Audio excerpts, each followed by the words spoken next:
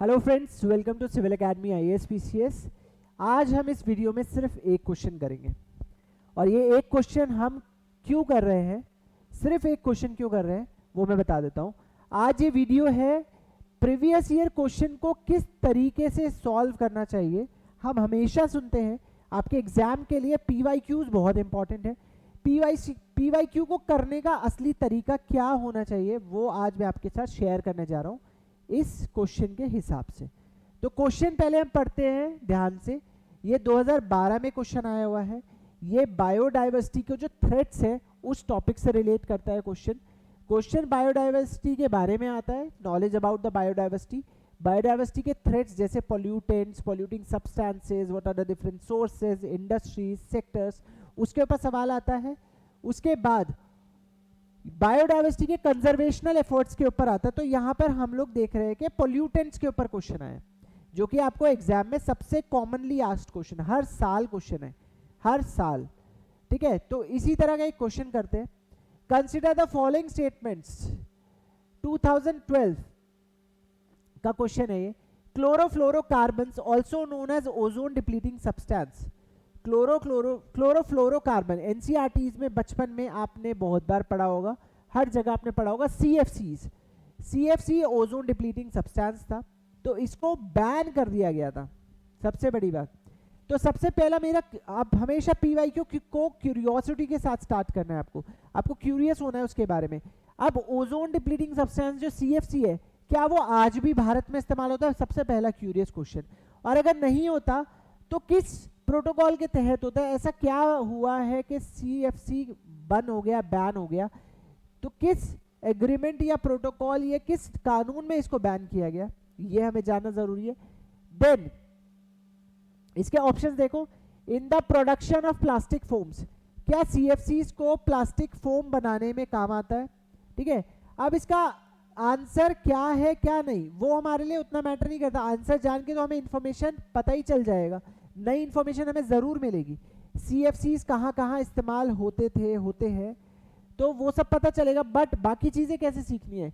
In the production of tubeless tyre, क्या tubeless tyre के प्रोडक्शन में इस तरह इस्तेमाल होता है। In cleaning of certain electronic components as pressurising agents in aerosol cantt.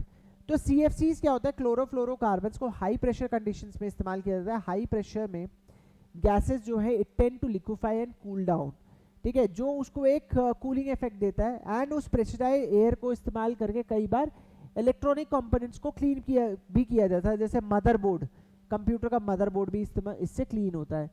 ठीक है, ट्यूबलेस टायर में आई डोंट थिंक इसका कुछ लेना देना है। In the production of plastic foams, ठीक है, फोम्स में इस्तेमाल होता है, कैंस में इस्तेमाल होता है, ये मेरा प्रेडिक्शन है।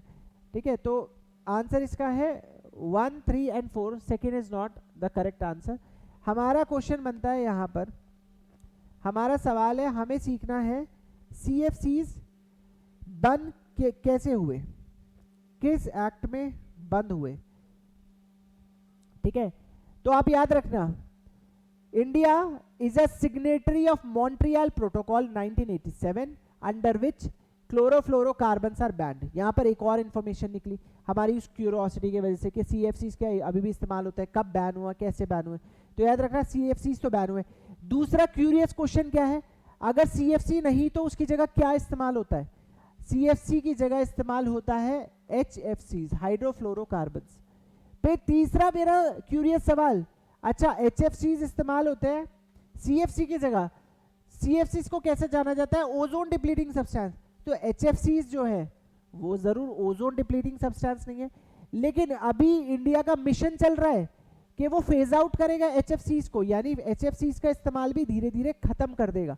और वो कब तक करेगा वो तो मैं भी आपको बताऊंगा ही। लेकिन दूसरा सवाल मेरे दिमाग में ये आ रहा है, देखो ये एक पीवाईक्यू से हम ये सारी चीजें कवर कर रहे हैं कि एचएफसी का इस्तेमाल भारत कम क्यों करेगा, ऐसा क्या जरूरी है एचएफसीज का, ऐसा क्या खतरा है एचएफसीज से? ओजोन डिप्लीटिंग सब्सटेंस नहीं है, लेकिन ये ग्लोबल वार्मिंग कॉज करता है, ग्लोबल वार्मिंग ये कॉज करता है, और ये हाई ग्लोबल वार्मिंग कॉज करता है। तो दोनों ही, पहले जो सीएफसीज थे वो ग्लोबल वार्मिंग भी कॉज करता था और ओजोन डिप्लीटिंग सब्सटेंस भी था।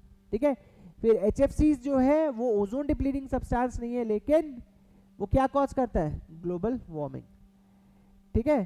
तो याद रखना इंडिया ने 2010 तक एक टारगेट बनाया था CFCs को फेज आउट करने का, ठीक है, under Montreal protocol. HFCs Kigali agreement में 2016 का जो था उसमें टारगेट किया फेजिंग आउट का। इंडिया ने उसको 2021 में रैटिफाई किया और उसको बोला कि अब हम धीरे धीरे 2028 से इसको फेज्ड मैनर में इस्तेमाल करेंगे, ठीक है। आपने कभी अपने स्प्लिट एसीज पे एक ये वर्ड लिखा हुआ देखा होगा R32। आपके एग्जाम में इस तरह के क्वेश्चंस यूपीएससी में हमेशा देखने को मिलते हैं। तो R32 किसका एग्जाम्पल है? R32 is an example of HFC, it is a kind of HFC। अब एक और सवाल मेरे मन में आ रहा है, अगर हम आने वाले टाइम में HFC भी नहीं इस्तेमाल करेंगे तो उसकी जगह क्या इस्तेमाल करेंगे? तो उसका भी जवाब मैंने ढूंढा। फिर ये सब ढूंढने से मिलेगा, ये आपको रिसर्च करना पड़ेगा। एक क्वेश्चन से आप काफी कुछ सीख सकते हो। तो अब इस्तेमाल करेंगे हम HFOs, हाइड्रोफ्लोरोओलेफिन्स। याद रखना आपसे इस तरीके से भी सवाल पूछा जा सकता है कि CFCs, HFCs और HFOs में एनवायरनमेंट में सबसे ज्यादा स्टेबल कौन है? तो एनवायरनमेंट में जो सबसे ज्यादा स्टेबल है वो एनवायरनमेंट के लिए और उतना ज्यादा खतरा। एनवायरनमेंट एक नेचुरल साइकिल के ऊपर बेस्ड होता है।